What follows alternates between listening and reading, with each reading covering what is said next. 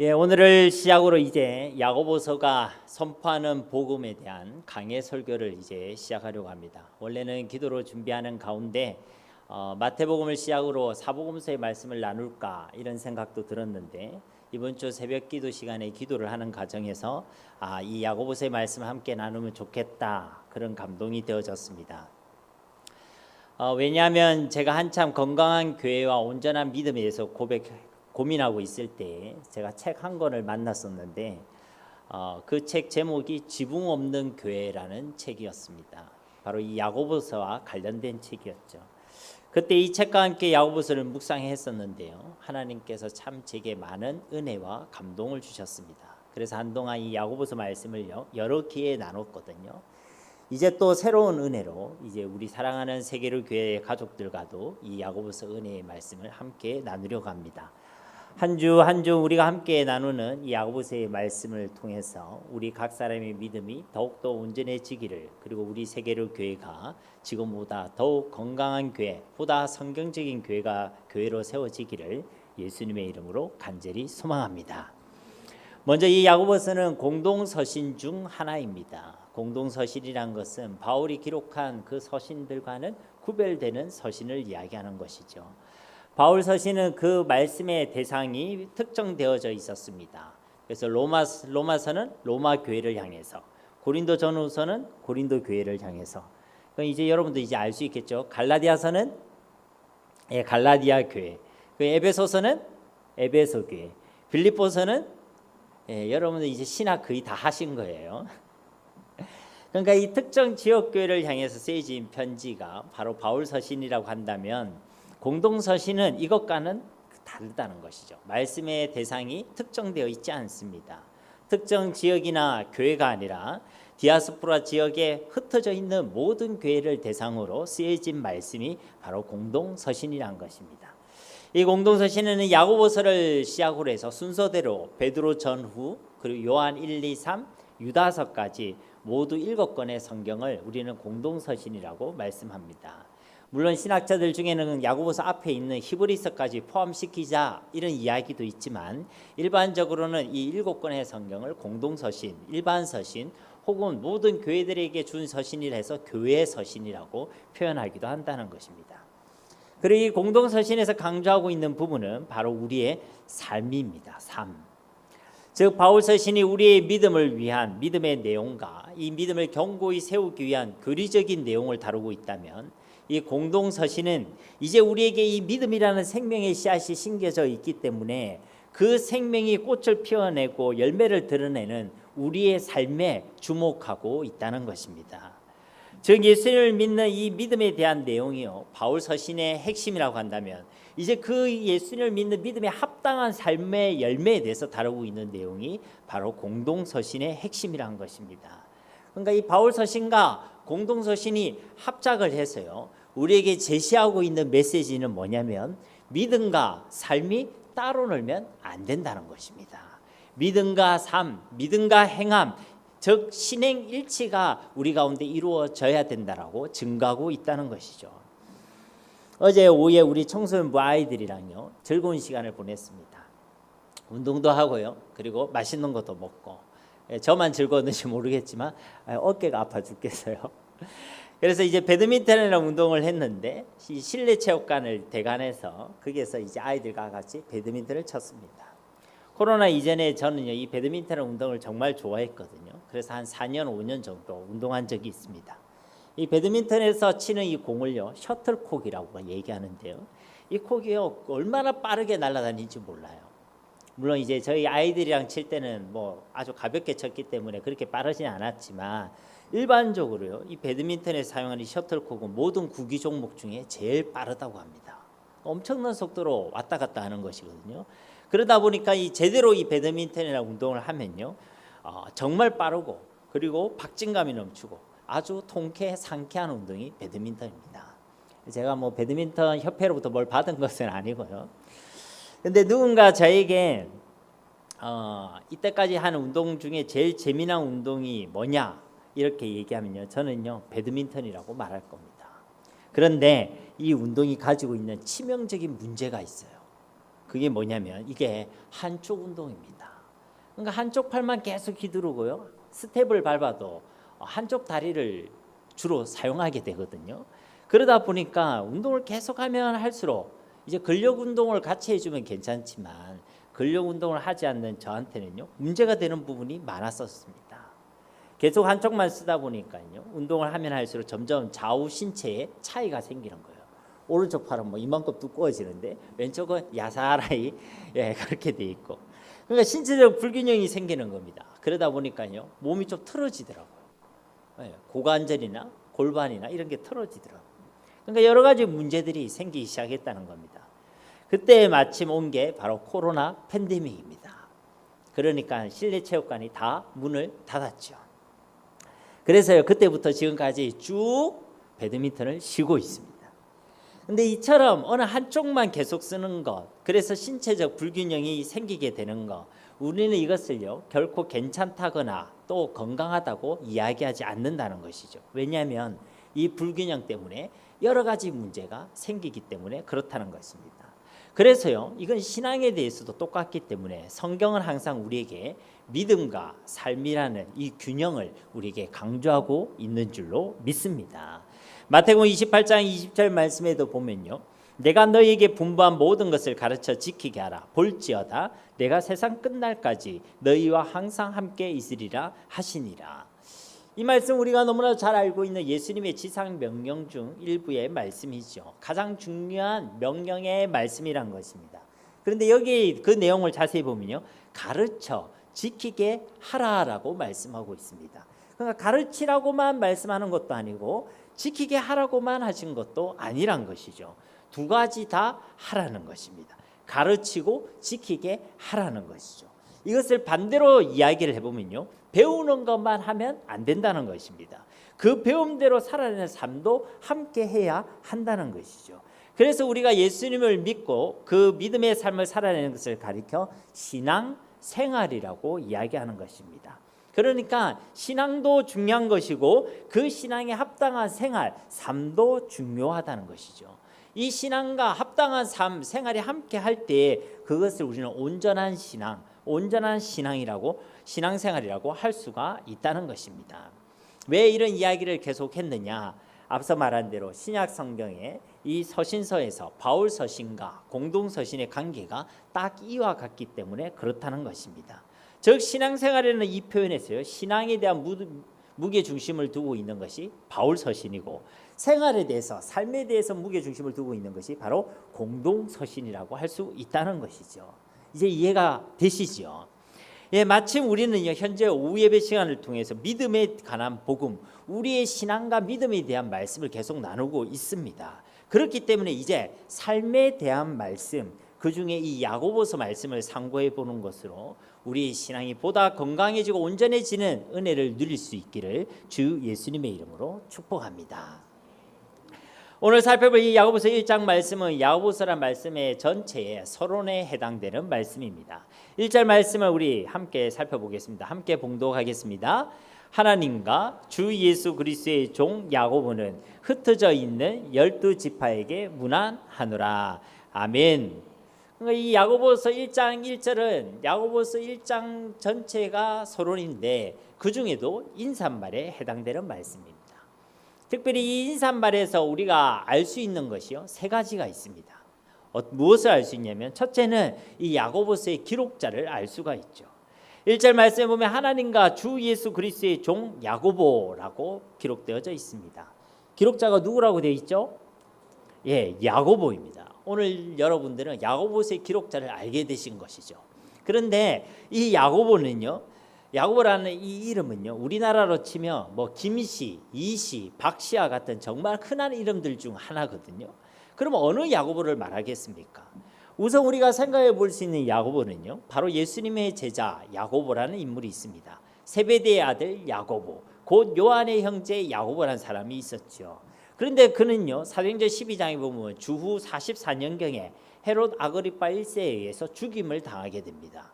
그런데 대부분 학자들이 야고보서를 그렇게 일찍 기록되었다고 생각하지 않습니다. 그래서 예수님의 제자 야고보는 아니다라고 생각한다는 것이죠. 그러면 그 다음에 누가 가장 유력하냐면 바로 예수님의 형제 야고보가 있습니다. 그는요 부활하신 예수를 만나고 난 뒤에서야 분명한 믿음을 가질 수 있었던 사람이죠. 그전에는요 이 예수님이 안 믿어진 사람이었습니다.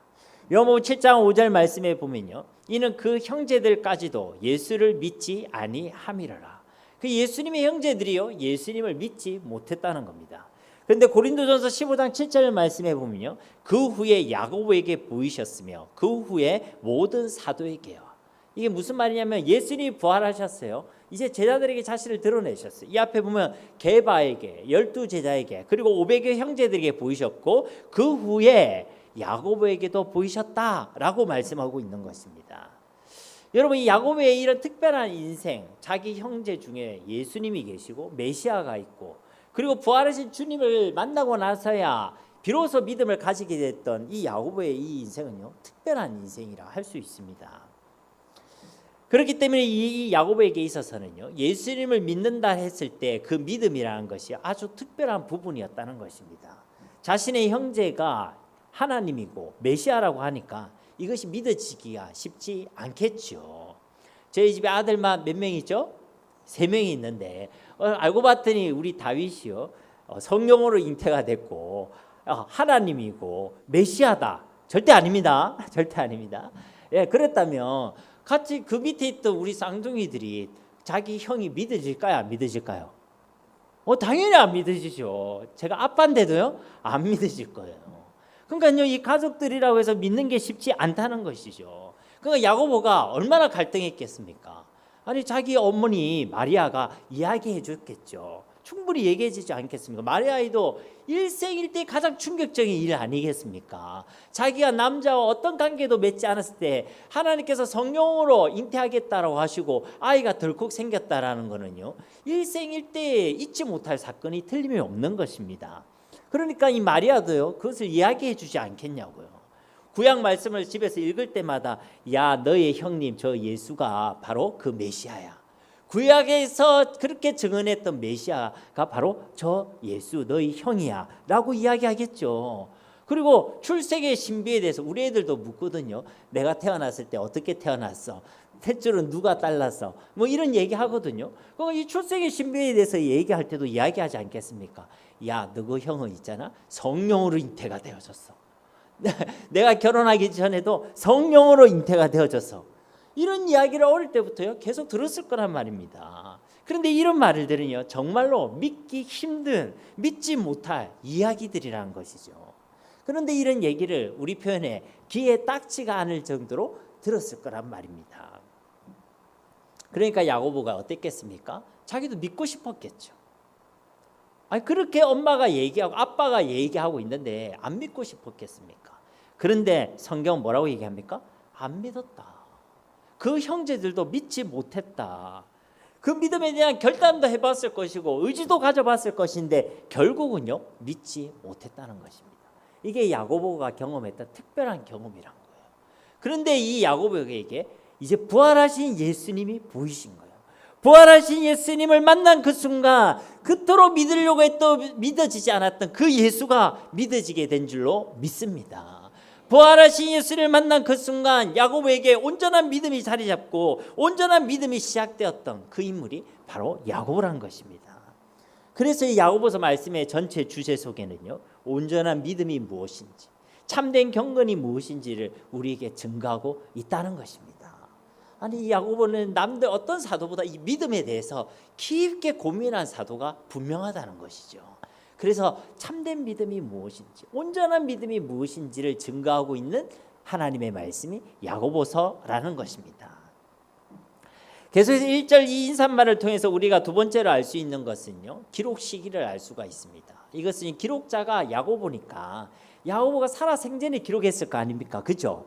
근데 이 야고보는요 요세푸스라는 유대 역사가에 의하면요 AD 62년경에 순교한 것으로 기록되어져 있습니다. 그러니까 예수님이 부활하신 이후로부터 AD 62년 사이에 이 야고보서가 기록되어졌다는 것이죠. 세 번째로 알 수 있는 것은요 이 편지, 이 서신을 받는 수신자들입니다. 오늘 말씀해 보면요 흩어져 있는 12지파에게 문안하노라. 수신자를 누구라고 얘기합니까? 흩어져 있는 12지파. 그러니까 이 야고보서를 공동서신이라고 할 수 있는 게요, 특정 교회에게 보내는 것이 아니란 것이죠. 흩어져 있는 12지파, 흩어져 있는 모든 하나님의 백성들, 하나님의 교회들에게 보내는 편지, 그렇기 때문에 이 편지를 우리는 공동서신이라고 이야기한다는 것입니다. 야고보서가 기록될 그 당시에요, 초대교회는 큰 핍박과 환란이 있었습니다. 예수를 믿는다 하면요, 생명의 위협이 가해지는 시대였고, 예수를 믿는다고 하면 사회적으로도 큰 불이익을 감수해야 되는 그런 시대였습니다. 그러니까 실제로 이 핍박과 환란을 피해서요, 이 예수 믿는 사람이 흩어지고 흩어졌어요. 우리나라에도 1950년대 6.25 전쟁이 일어났죠. 그때 6.25 전쟁이 나서 우리나라 사람들이 어떻게 했습니까?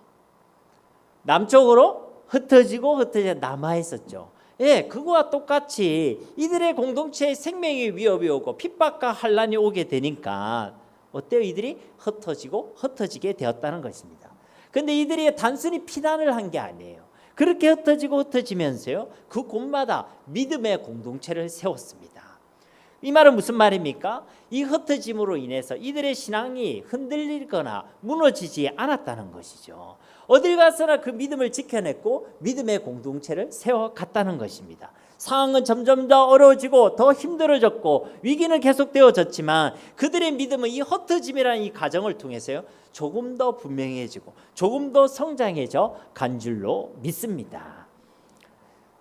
사도행전 11장 19절 말씀에 보면요, 그때 스데반의 일로 일어난 환란으로 말미암아 흩어진 자들이 베니게와 구브로와 안디옥까지 이르러 유대인에게만 말씀을 전하는데, 여기 보면 흩어진 자들에 대한 얘기가 나오죠. 스데반의 일로 인해서 환란과 핍박을 피해서 이들이 흩어졌다라고 기록하고 있습니다. 그런데요, 이들에게 대한 설명을 보니까요, 안디옥까지 이르렀는데 유대인에게만 말씀을 전했다라고 기록되어져 있어요.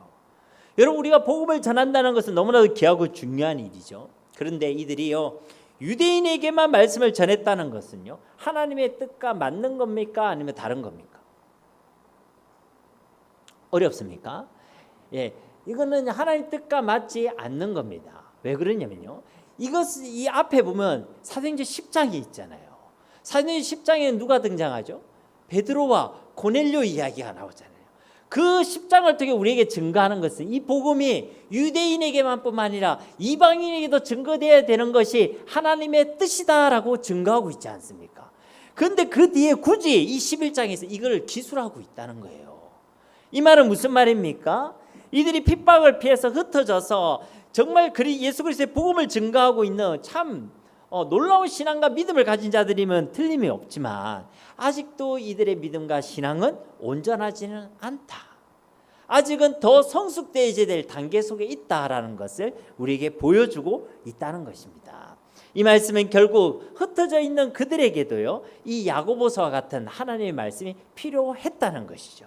그래서 이 공동서신이 쓰여졌다는 것입니다. 사랑하는 성도님 여러분, 우리 역시도 결국은요, 이 세상 가운데 흩어져야만 하는 자들이고 또 이미 흩어져 있는 자들인 줄 믿습니다. 우리끼리 있으면 너무 좋잖아요, 그죠? 저만 좋습니까? 우리끼리 있으면 너무 좋죠. 다른 얘기 안 해도 되잖아요. 예수님 이야기하면 되고, 말씀 얘기하면 되고, 받은 은혜 얘기하면 되고, 기도 제목 나누면 되고, 서로를 위해 기도하면 되고, 하나님 주신 응답권을 가지고 나누고. 이번 주간에도 우리 청소년부 오늘 아침에도 얘기를 이렇게 했는데 제가 숙제를 줬거든요. 어떻게 하면 나는 하나님의 사랑을 어떻게 생각하고 어떻게 느끼고 있느냐. 그래서 우리 아이들이 막 얘기하는 거예요. 아침에 일어났을 때 하나님께서 이래서 하나님의 사랑을 느끼게 하십니다. 말씀을 읽었더니 말씀 속에서 나를 사랑한다는 걸 발견해서 내가 알게 되어졌습니다. 내가 잘못한 일을 했는데 하나님께서 그것이 아니라고 죄란 걸 깨닫게 해주셔서 내가 그것을 느낄 수 있었습니다. 여러분, 그런 것들 나누고 있어 얼마나 행복합니까? 그렇지 않아요? 맞죠? 예, 그런데요, 하나님께서는 우리끼리만 있는 것만을 원하지는 않습니다. 예수님께서도 우리에게 가라고 말씀하셨고 가서 제자 삼으라고 말씀해 주셨습니다. 우리는 교회에서뿐만 아니라 세상 가운데서 소금과 빛으로 살아가야 될 존재들인 줄 믿습니다. 흩어진 세상 가운데서 우리의 믿음의 복음을 증거하고 그곳에서 믿음의 공동체를 세워나가는 것이 저와 여러분에게 주신 사명이란 것입니다.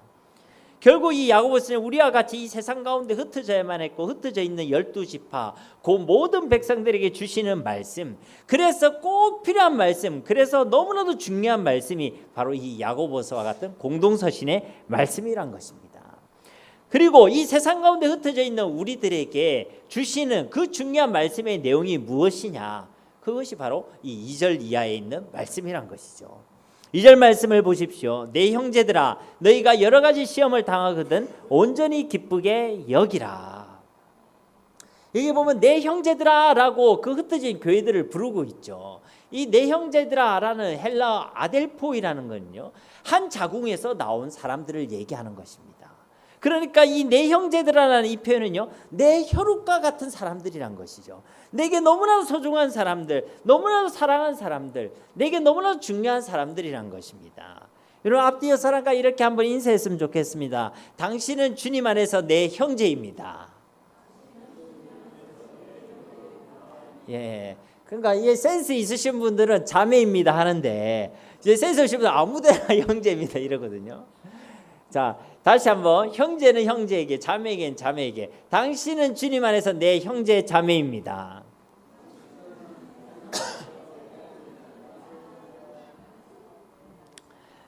정말로 우리는 주님 안에서 한 형제와 자매가 된, 정말로 하나님께서 허락하신 아름다운 공동체인 줄 믿습니다. 그래서 여러분들 뭔가 마음이 상할 일 있으면 얘기하세요. 우리가 남이가 형제 아이가, 예, 우리가 남이가 자매 아이가, 예, 그렇게 이야기하시기를 주님의 이름으로 축복합니다.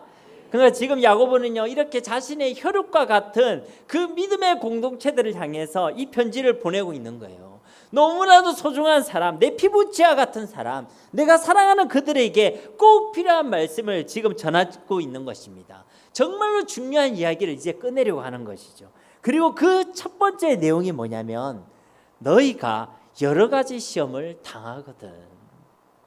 그러니까요, 이 중요한 얘기를 꺼내는데 그 중요한 내용이 뭐냐면, 이 세상 가운데 흩어져 있는 그리스도인들, 당신들에게 여러 가지 시험이 있을 것이다 라고 이야기한다는 것입니다. 그럼 실제로 이 야고보서의 수신자들이 흩어진 교회는요, 당시에 이미 여러 가지 시험을 당하고 있었습니다. 그래서 그들에게 이야기하는 거예요. 그것이 당연하다는 겁니다. 이 세상을 살아가는 동안에, 세상에 흩어져 있는 동안에 우리가 여러 가지 시험을 당하는 것이 이상한 일이 전혀 아니란 것입니다. 그리고 이에 덧붙여서 무엇이라 얘기합니까? 이 여러 가지 시험을 당할 때 온전히 기쁘게 여기라. 온전히 기쁘게 여기라. 이것이 무슨 말씀입니까? 사랑하는 성도님 여러분, 우리가 예수를 믿는다고요, 시험이 없는 것이 아닙니다. 여기서 사용된 시험이라는 이 단어는요, 우리가 알고 있는 시험, 시련, 유혹, 이 의미를 다 포함하고 있는 거예요. 그러니까 우리가 살아가는 동안에도요, 어려움이 있을 수 있고 위기가 있을 수 있고, 예수님을 믿고 나서도 우리의 뜻대로 되지 않는 부분도 많고, 이런 일들이 틀림없이 있을 수 있다는 것입니다.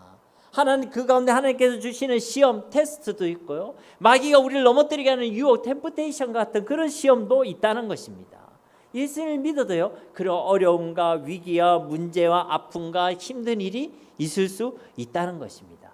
왜 그렇습니까? 우리가 하나님 나라에 살고 있는 것이 아니니까 그렇다는 거예요. 우리가 살고 있는 것은 하나님의 나라가 아니라 이 세상 가운데 흩어져서 살아가고 있기 때문에 우리에겐 그런 시험이 주어진다는 것입니다. 그럼 이 시험과 이 어려움이 언제 끝나겠습니까? 네, 하나님 나라 갈 때까지. 그러니까 여러분, 그 전에 여러분에게 찾아오는 어려움과 위기와 힘듦을 여러분 이상하게 생각할 필요가 전혀 없다는 거예요. 내가 예수님 믿고 나서도 왜 이 어려움이 없어지지 않습니까? 내가 예수님 믿고 나서도 왜 이 힘듦이 없어지지 않습니까? 내가 뭔가 잘못된 거 아닙니까? 아니면 하나님이 안 계신 거 아닙니까? 이렇게 생각할 필요가 전혀 없다는 것이죠. 그러니까 그것이 당연하다는 것입니다. 이것을 아는 것이 중요해요. 그래서 시험이 찾아왔을 때 당황하지 않는 것이고 결코 실족하지 않게 되는 줄로 믿습니다. 그리고 이 야고보서는요, 여러 가지 시험이 있다는 거, 이거 아는 거, 그것만으로 충분하다고 이야기하지 않아요. 뭐라고 얘기합니까? 한 가지를 더 권면하죠. 이 여러 가지 시험 당한다는 것을 아는데 그 시험을 당할 때 어떻게 하라고요? 온전히 기쁘게 여기라. 그 시험 당함을 온전히 기쁘게 여기라는 것입니다. 이거는요, 이 앞에 온전이란 단어가 붙었잖아요. 이거는요, 모든이란 의미를 가지고 있는 거예요. 이 말은 무슨 말이냐면 대충 기뻐해라, 기쁘게 생각해라, 야, 이왕이면 피할 수 없으니까 즐겨라, 이런 이야기가 아니란 것입니다. 대충이 아니라 이 모든 기쁨을 모으라는 것이죠. 그리고 모든 기쁨을 터뜨리라는 것입니다. 그리고 모든 기쁨으로 우리의 마음을 가득 채우라는 것입니다. 그렇게 기뻐하라라는 거예요. 그런데 이 말씀을 언제 우리가 순종해야 되냐면 좋은 일이 있을 때가 아닙니다. 계획된 일이 술술 풀리고 잘 될 때가 아닙니다. 하기야 그럴 때라도 그렇게 기뻐해라면 기뻐하는 게 쉽지 않아요. 뭐 좋은 일이 있다고 해서 기쁨을 모아가지고 기쁨을 터뜨려가지고 모든 기쁨으로 마음을 채워가 기뻐한다, 여러분 그렇게 잘 안 되죠. 그러니까 좋은 일이, 웬만한 좋은 일이 있어가지고 그 일이 잘 안 됩니다. 예를 들자면 뭐 진짜 로또라도 맞아가지고 수백억을 내가 벌게 되어졌다, 일확천금을 얻게 됐다, 그러면 어쩌면 이 비싼 기쁨을 터뜨릴 수도 있을 것 같아요. 아니면 말기암으로 정말 호스피스 병동에서 이 세상 떠날 날만 새고 있어야 될 어떤 환자에게 어느 날 하루아침에 기적 중에 기적이 일어나서 암세포가 확 사라지고 완전히 치료가 되어지는 일이 일어나면 아마도 이런 유사한 기쁨을 터뜨릴 수도 있겠지요. 그렇죠. 그러니까 이런 기적 중에 기적이 일어나야, 우리가 이해할 수 없는 어떤 특별한 일이 일어나야지만 겨우 터뜨릴 수 있는 이런 기쁨을, 좋은 일도 아니고 기적도 아니고 시험 당할 때, 그것도 한두 번이 아니라 여러 가지 시험을 당할 때마다 그렇게 충만한 기쁨을 가지고 기뻐하라고 우리에게 말씀하고 있다는 것입니다. 여러분 이것이 이해가 되십니까? 이 말씀 앞에 진실로 아멘으로 화답이 되십니까? 이 말씀은요, 우리에게 억지로라도 그렇게 기뻐하라라는 말씀이 아니란 것이죠. 아니 기쁨을 가지고 기뻐한다는 게 억지로 해라고 하면 그게 되겠습니까? 안 되죠. 불가능한 것을 가능하게 해라, 이런 이야기가 아니란 것입니다. 우리 하나님께서는요, 우리가 그렇게 충만한 기쁨을 가지고 기뻐할 수밖에 없는 분명한 이유를 저와 여러분에게 주신 줄로 믿습니다. 그 이유가 바로 3절과 4절 말씀입니다. 오늘 설교 제목과 같이 우리가 시험 당하는 목적, 그리고 시험 가운데 우리가 기뻐해야 될 그 이유가 바로 3절과 4절 말씀이란 것입니다. 3절 말씀 우리 함께 봉독하도록 하겠습니다. 이는 너희 믿음의 시련이 인내를 만들어내는 줄 너희가 알미라. 아멘. 그러니까 3절 말씀에서는요, 그 이유를 이는 알기 때문이다 라고 밝히고 있습니다. 다시 말해서 너희가 알면 기뻐하게 된다는 겁니다. 그리고 알아야지만 기뻐할 수 있다는 것입니다. 그렇게 기쁨을 모아서 터뜨리는 그 기쁨은 알아야지만 할 수 있다는 것이죠.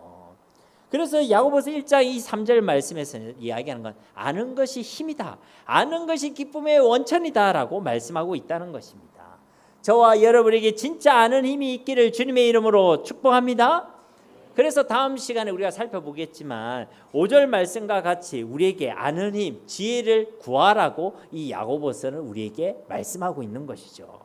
우리 가운데 만약 이것을 아는 힘, 아는 지혜가 부족하다라고 생각되시는 분이 있다면 후히 주시고 꾸짖지 아니하시는 우리 하나님께 그 지혜를 구하시기를 주님의 이름으로 축복합니다.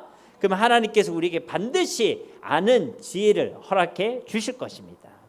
아무튼 이 야고보서는 세상에 흩어져 있는 우리가 여러 가지 시험을 당하는 것이 당연하다. 그 여러 가지 시험이 올 때 너는 모든 기쁨을 터뜨려 기쁨으로 충만하라. 그리고 이를 위해 너희에게는 아는 힘, 곧 지혜가 필요하다. 이 지혜만 있으면 어떤 시험 속에서도 이 놀라운 기쁨을 너희가 터뜨릴 수 있다라고 말씀하고 있다는 것입니다. 그러면 알아야 되겠는데 무엇을 알아야 되겠습니까? 가장 먼저 우리가 알아야 될 내용은요, 너희의 믿음의 시련이라는 이 표현 속에서 우리가 알 수 있듯이 이 시험이 믿음의 시련이라는 것을 알아야 될 줄로 믿습니다. 이 시험이 무슨 시련이라고요? 믿음의 시련이란 것입니다. 여러분 이 표현은 굉장히 중요한 표현입니다. 왜냐하면요, 그냥 시련이란 것은 예수님을 믿는 사람이나 안 믿는 사람이나 다 오는 시련이에요. 근데 굳이 이것을 뭐라고 표현하냐면 믿음의 시련이라고 표현하고 있다는 것입니다. 즉 예수님을 그리스도로 주로 고백한 믿음을 가진 사람들, 하나님의 백성들만이 경험할 수 있는 시련이 바로 믿음의 시련인 줄 믿습니다. 그러므로 우리에게 오는 그 모든 시련들은요, 반대로 생각해 보면 우리에게 믿음이 있다는 분명한 증거가 된다는 것이죠. 믿음이 없는 사람에게는 믿음의 시련이 주어지지 않는다는 것입니다. 근데 우리에게 믿음의 시련이 온다는 것은요, 우리 안에 예수 그리스도를 믿는 참된 믿음이 있다는 것을 반증하고 있다는 것이죠. 그것도 한두 번이 아니라 여러 가지 시험을 통해서요, 우리에게 계속 증언해 준다는 것입니다. 너 안에 참된 믿음이 있다. 너 안에 성령 하나님이 함께 계시는 믿음이 있다. 너 안에 진짜 하나님께서 주신 믿음이 있다는 것을 이 시험이 우리에게 대신 증언해 주고 있다는 것입니다. 그래서요, 시험이 올 때마다 충만한 기쁨으로 기뻐하라고 말씀하고 계시는 것입니다. 여러분, 우리도 그렇지 않습니까? 평범한 초등학생한테 그가 해결하지 못하고 풀지 못하는 질문을 던지지 않는다는 것입니다. 초등학생을 앉혀놓고 미적분 문제를 내거나 화학지의 분자식을 내거나 그 아이가 감당하기 힘든 문제를 출제하지 않는다는 것이죠. 이와 똑같다는 것입니다. 고린도전서 10장 13절 말씀에 사람이 감당할 시험 밖에는 너희가 당한 것이 없나니 오직 하나님은 미쁘사 너희가 감당하지 못할 시험 당함을 허락하지 아니하시고 시험 당할 즈음에 또한 피할 길을 내사 너희로 능히 감당하게 하시느니라. 아멘. 하나님께서 우리에게 시험을 줄 때 묻지도 따지도 않고 그냥 우리에게 아무렇게나 시험을 주는 것이 아니라 우리를 너무나도 잘 알고 계시는 그 하나님께서 당신의 지혜와 섭리 안에서 우리에게 감당할 시험만을 허락해 주신다는 것입니다. 결국 우리에게 믿음의 시련이 주어졌다는 것은요, 우리 안에 진짜 믿음이 있다는 것을 반증해 주는 것이고, 동시에 우리 안에 그 시험을 이길 만한 그 무언가가 분명히 있음을 우리에게 알려주는 것입니다. 그렇기 때문에 우리는 이 시험을 두려워할 이유가 없는 것이죠. 온전히 기뻐해야 될 줄로 믿습니다. 두 번째로 이 믿음의 시련이란 것은요, 이 시련이 우리의 믿음을 위한 시련이란 것입니다. 믿음의 시련이란 것은 우리의 믿음을 위한 시련이란 것이에요. 이 3절 말씀에 시련으로 번역된 이 헬라어 도미키온이라는 이 단어는요, 마치 금이나 은 등을 뜨거운 불 가운데 불 속에 넣고 녹여서 이것을 정제하는 과정에서 나온 단어입니다. 즉 뜨거운 불 속에서 금과 은을 넣는 그 과정을 통해서 불순물을 제거하고 아주 순수한 금과 은을 재련하지요. 바로 이때에 이 재련하는 이 과정을요, 바로 시련, 도미키온이라고 이야기한다는 것입니다. 즉 이 믿음의 시련이라는 것은 우리의 믿음을 이와 같은 시련의 과정을 겪게 함을 통해서요, 우리의 믿음을 더욱 순전한 믿음, 분명한 믿음, 성숙한 믿음으로 세워가시고자 하시는 것이 하나님의 방법이고 하나님의 뜻이란 것입니다. 그러니까 우리가 직면을 하게 되는 그 여러 가지 시험은요, 바로 우리의 믿음을 위한 하나님의 선물이란 것이죠. 사랑하는 성도님 여러분, 우리는 이 시험이란 과정을 통해서요, 우리의 믿음의 진리 여부를 알 수가 있습니다. 물도요, 그냥 이렇게 가만히 보면요, 투명하고 다 똑같아 보이잖아요. 그런데요, 이 안에 pH 시약을 딱 넣어 보면요, 어떤 물은 파랗게 변합니다. 그리고 어떤 물은요, 빨갛게 변해요. 그럼 이걸 통해 우리가 뭘 알 수 있냐면, 파란 물은요, 알칼리성 물이고, 그리고 빨간 물은 산성물이 되는 거죠. 그냥 보기에는 똑같이 투명한 물인데 여기 시약을 넣어보면 알칼리성인지 아니면 산성인지를 알게 된다는 거예요. 무슨 말입니까? 우리가 그냥 교회 안에만 있고 우리에게 좋은 일만 있다 보면 우리 믿음이 진짜인지 아닌지 알 수 없다는 거예요. 우리가 딱 예배 시작할 때 고백하지 않습니까? 하나님은 전능하시다. 천지의 창조주시다. 우리 이렇게 고백해서 내가 하나님의 전능하심을 믿고 있구나 이렇게 생각하고 살아갈 수 있는데, 그때에 우리에게 시험이 오고 그리고 우리에게 어려움이 오고 문제가 찾아오면요, 그때 내 믿음이 진짜인지가 드러난다는 거예요. 하나님의 전능하심을 믿는다고 참된 믿음을 가진 사람은 그 시험 앞에서도요, 아멘, 담대하게 기쁨과 감사를 고백하겠지만, 내가 그 믿음이 진짜인 줄 알았는데 사실은 하나님의 전능하심을 믿지 못했던 사람은 그 시련 앞에서 자신의 믿음이 드러나게 되는 거예요. 원망하고 불평하고 염려하고 걱정하고 두려워하게 된다는 것입니다. 그러니까요, 이런 시련이 없으면요, 우리가 진짜인지 가짜인지 알 수가 없다는 거예요. 그래서 하나님께서 우리들을 세상 가운데 흩어 놓으신다는 것입니다. 그리고 그 세상 가운데서요, 여러 가지 시험을 당하게 하신다는 것이죠. 그렇게 우리가 세상 속에서 살아가다 보면요, 우리의 믿음의 진위 여부가 드러나게 된다는 것입니다. 시험이 오고 어려움이 오고 내가 감당하기 힘든 그 일을 만났을 때 우리의 믿음이 진짜인지 가짜인지, 나의 믿음이 어떤 상태인지를 분명하게 드러내게 된다는 것이죠. 여러분, 우리에게도 병이 있으면요, 그 병이 있는 것을 빨리 발견하고 진단을 정확히 하는 것이 너무나 중요합니다. 그런데 이것을 모르거나 진단이 잘못되면요, 그 병을 키우게 되죠. 그러면요, 우리에게 너무 위험하고 때로는요, 생명도 잃을 수가 있습니다. 이것은 우리의 믿음과 신앙에도 똑같은 것입니다. 우리의 믿음이 진짜 참된 믿음인지 거짓된 믿음인지, 우리의 믿음이 어떠한지 이것을 정확히 알지 못하면요, 우리가 영적으로 병들 수밖에 없다는 것이죠. 그런데 이것을 발견하게 하시고 드러나게 하시는 것이 바로 하나님 주시는 시험이라는 것입니다. 신명기 8장 2절 말씀에도 내 하나님 여호와께서 이 40년 동안에 네게 광야길을 걷게 하신 것을 기억하라. 이는 너를 낮추시며 너를 시험하사 네 마음이 어떠한지 그 명령을 지키는지 지키지 않는지 알려 하심이라. 아멘. 그러니까요, 저는요, 제가요 한때 불우하다 이런 생각을 가진 적이 있었거든요. 그런데 그 시기에 제가 생각했던 게, 야, 내 삶이 진짜 강야다 이런 생각을 했습니다. 그래서 제 마음속에 늘 던지는 질문이 있었죠. 하나님, 왜 나한테 이런 강야를 허락하십니까? 왜 나에게 이런 어려움을 주십니까? 왜 남들에겐 평범한 일상이었던 그 일상을 저로 하여금 저렇게 부러워하게끔 만드십니까? 저는요, 그런 마음을 가지고요, 한동안 하나님 앞에 물음표를 오랫동안 던진 적이 있습니다. 그때 제게 주신 말씀이 이거였어요. 그때 제게 주신 말씀이, 네게 광야길을 걷게 하신 것을 기억하라. 이는 너를 낮추시며 너를 시험하사 네 마음이 어떠한지 그 명령을 지키는지 지키지 않는지 알려 하심이라. 바로 우리의 마음을 하나님께서 물어보시기 위하여 그 광야길을 허락해 주셨다는 것입니다. 그 광야 속에서도 신실하게 하나님을 믿는지, 신실하게 하나님을 사랑한다고 고백할 수 있는지, 나는 여전히 하나님께만 내 소망을 둡니다라고 고백할 수 있는지 우리의 마음을 물어보시기 위해서 그 광야길을 허락해 주셨다는 거예요. 여러분, 출애굽 후에 실제로 바로 갔다면 한두 달이면 갈 수 있는 그 광야길 아닙니까?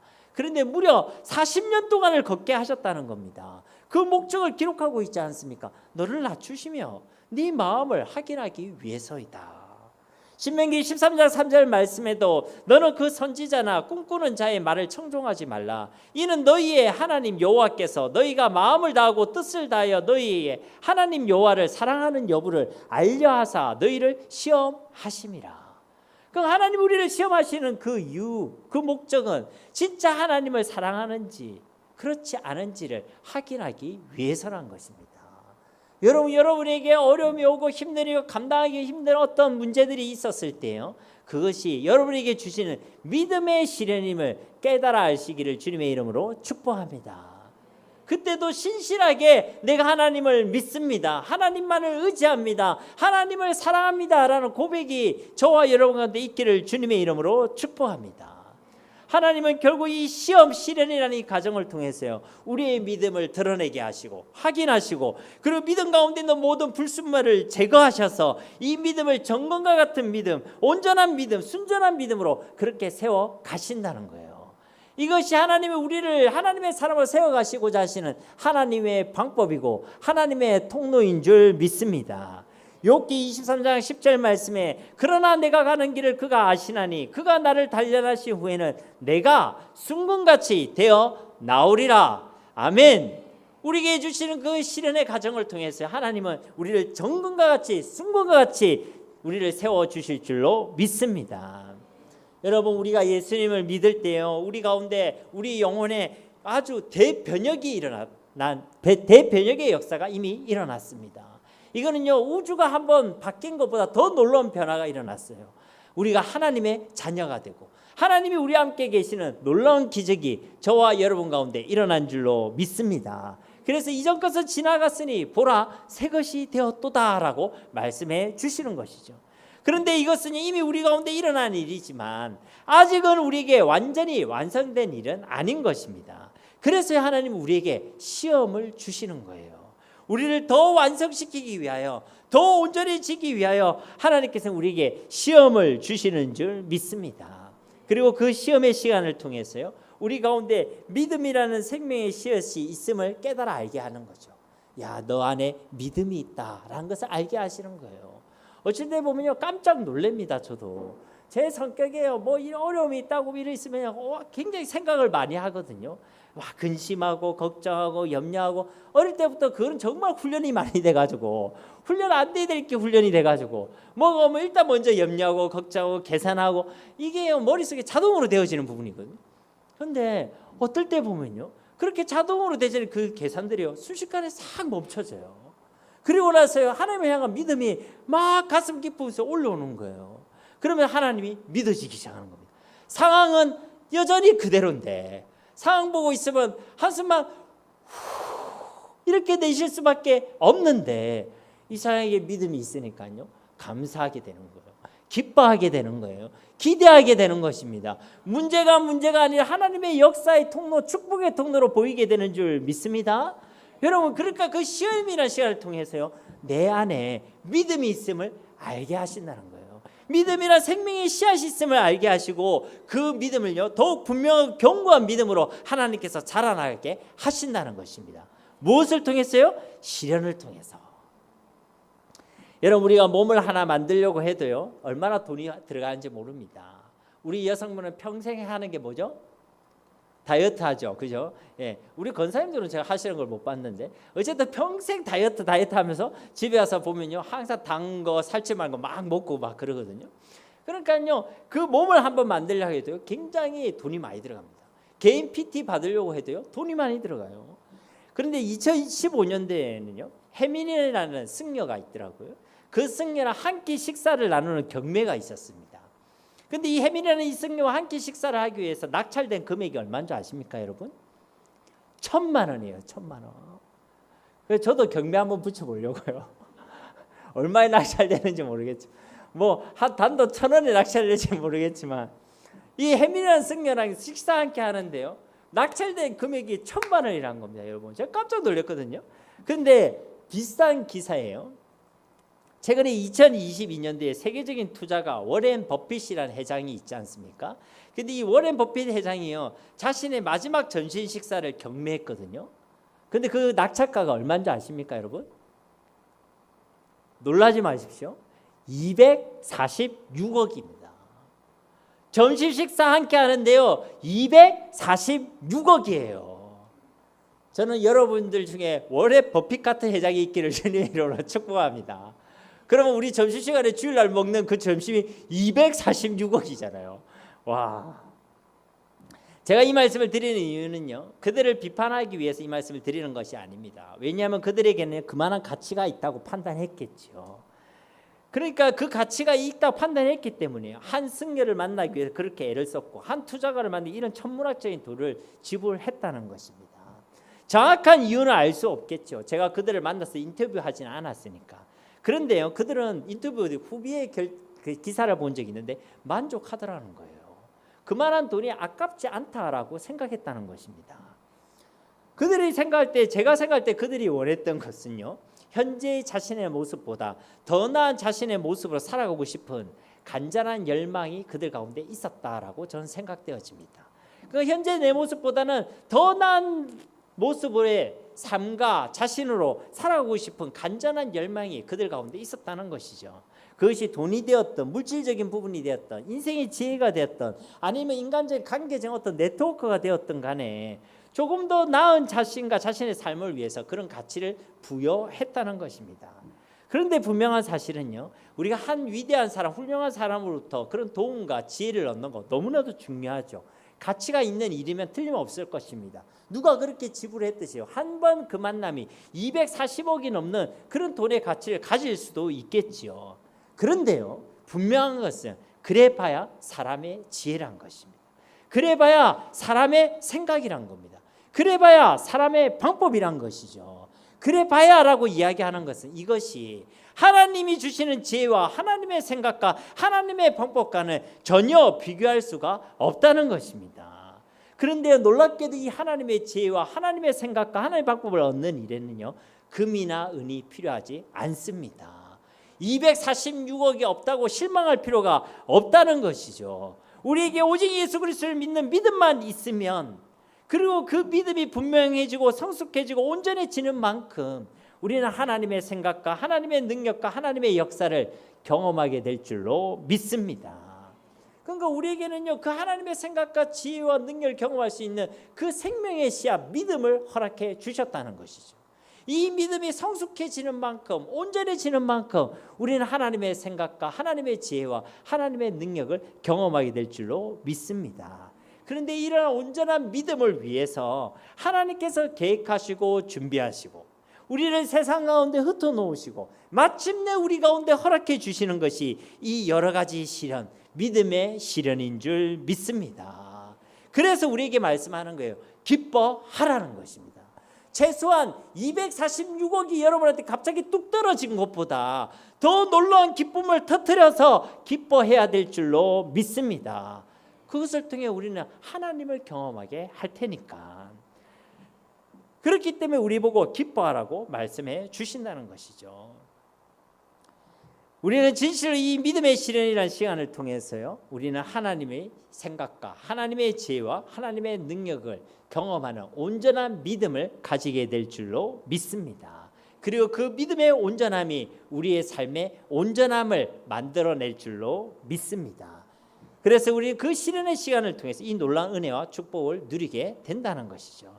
그래서 오늘 저와 여러분에게 말씀해 주고 계시는 것입니다.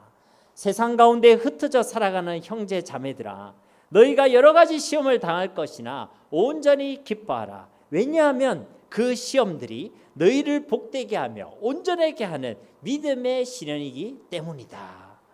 진짜 이 주님의 음성을 생생하게 들을 수 있기를 주님의 이름으로 축복합니다. 또 이 영적 사실을 진실로 아는 지혜를 가진 우리 모두가 다 되시기를 우리 주 예수 그리스도의 이름으로 간절히 축원드립니다. 우리 말씀을 생각하시면서 이 시간 함께 기도하기를 소망합니다. 주님, 우리가 정말로 알기를 원합니다. 우리에게 주어진 그 시험들이, 여러 가지 시험들이 믿음의 시련임을 깨달아 알기를 원합니다. 주님, 우리에게 이 시련을 알 수 있는 지혜를 허락하여 주시옵소서. 또 이것을 믿고 확신할 수 있도록 도와주시옵소서. 그 시간을 통해서 우리를 온전하게 세워가시는 하나님의 놀라운 역사를 경험할 수 있는 저희 모두가 되게 하옵소서. 그래서 시련이 올 때마다, 시험이 올 때마다 우리에게 주신 모든 기쁨을 터뜨려 기쁨을 고백할 수 있는 우리 모두가 되게 하옵소서. 우리 함께 이 시간 기도하며 나가도록 하겠습니다. 살아계신 아버지 하나님, 감사합니다. 오늘 이 시간도 우리에게 하나님의 귀한 말씀을 주심을 감사드립니다. 우리가 이 땅을 살아가는 동안에 우리가 원치 않고 우리가 기대하지 않고 우리가 환영하지 않았던 많은 문제들과 어려움이 있음을 주님 앞에 고백합니다. 그러나 하나님, 이 모든 여러 가지 시험들이 하나님의 크신 은혜와 하나님의 뜻 가운데 주어지는 미련의 시련임을 믿습니다. 주님, 우리가 이것을 깨달아 알 수 있는 지혜가 있기를 원합니다. 후히 주시고 꾸짖지 아니하시는 아버지 하나님께서 우리에게 이것을 아는 힘, 지혜를 허락하여 주셔서 하나님, 시험이 올 때마다 그것이 믿음의 시험을 깨달아 알게 하옵소서. 우리에게 믿음이 있음을 증거하는 시험임을 깨달아 알게 하옵소서. 우리의 믿음을 위한 시험임을 깨달아 알게 하셔서 하나님, 그 시간들을 통하여 하나님 우리를 만지시고 우리를 세워가시는 하나님의 놀라운 역사를 경험하게 하시고 마침내 우리를 정금과 같은 신앙으로, 하나님 순전한 믿음의 사람으로, 하나님 우리가 흔들리지 않는 견고한 믿음의 사람으로 세워가시는 하나님의 역사를 경험하게 하여 주시옵소서. 그렇기 때문에 우리에게 주어진 모든 시험들 속에 기쁨과 감사를 고백하는 우리 모두가 되어지길 원합니다. 이것을 아는 지혜가 있기에, 이것을 통해 우리 가운데 역사하신 하나님의 역사를 경험하기에 하나님, 우리가 가지고 모든 기쁨을 터뜨려 이 시험 가운데서 기쁨을 고백하기를 원합니다. 주님, 우리 가운데 은혜를 허락하여 주시옵소서. 오늘 이 말씀이 우리의 신앙의 간증과 고백이 되어질 수 있도록 주님 축복하여 주시옵소서. 예수님의 이름으로 간절히 기도드립니다. 아멘.